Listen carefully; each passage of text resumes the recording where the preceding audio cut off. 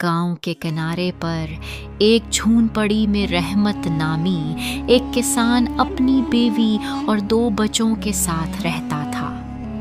वो बहुत गरीब था, लेकिन दिल से नेक और मेहनती।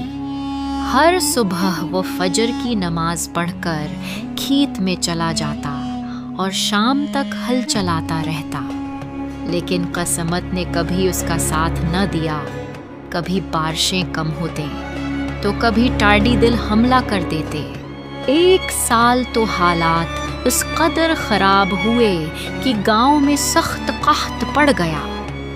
रहमत के पास न तो बीज बोने के लिए थे, न ही घर में रोटी का एक टुकड़ा।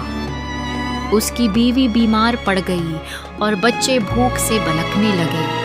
एक रात जब वो तन्हा दरख्त के नीचे बैठा था तो उसने आंसू बहाते हुए अल्लाह ई से दुआ मांगी।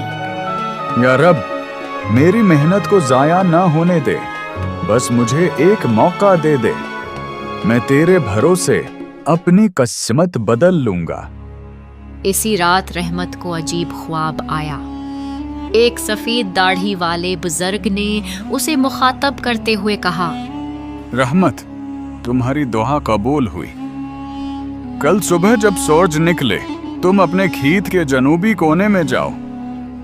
वहां तुम्हें 2 चमकदार मोती मिलेंगे। एक को बीचकर अपनी जरूरियात पूरी कर लेना, लेकिन दूसरे को कभी ना बीचना। ये तुम्हारी खुशहाली की कुंजी होगा। सुबह होते ही रहमत बेचैनी से खेत की तरफ भागा।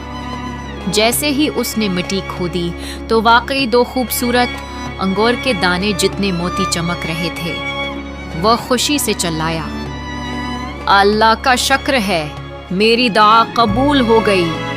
रहमत ने पहला मोती शहर जाकर एक अमीर ताजिर को बेच दिया। उस पैसे से उसने अच्छे बीज खरीदे, घर के लिए गज़ा और दवा ली और कुछ रकम मुस्तकबल के लिए बचा ली। दूसरे मोती को उसने अपनी बीवी के हाथ में थमाते हुए कहा, ये हमारी कसमत है, उसे हमेशा संभाल कर रखना। रहमत ने पूरे जोश से मेहनत शुरू की। वो रोज सुबह सवेरे उठता, खेत में पानी देता और बीवी बच्चों के साथ मिलकर काम करता। अल्लाह ने उसकी मेहनत को बरकत दी कि पूरा गांव हैरान रह गया। कुछ ही सालों में रहमत की हालत बदल गई। उसने न सिर्फ अपना घर बना लिया, बल्कि दूसरे गरीब किसानों की मदद भी करने लगा। लोग उसे नेक दिल रहमत कहने लगे। जब रहमत बूढ़ा हुआ तो एक दिन उसने अपने बेटों को अपने पास बिठाया और वो दूसरा मोती दिखाते हुए कहा, बेटा, ये मोती सिर्फ एक पत्थर नहीं, बल्कि हमारी मेहनत और सब्र की निशानी है। अगर मैंने उसे भी बीच दिया होता तो शायद आज हम फिर मुफलिस होते। अल्लाह ने जो नामत हमें दी, उसकी हिफाजत करना भी जरूरी है।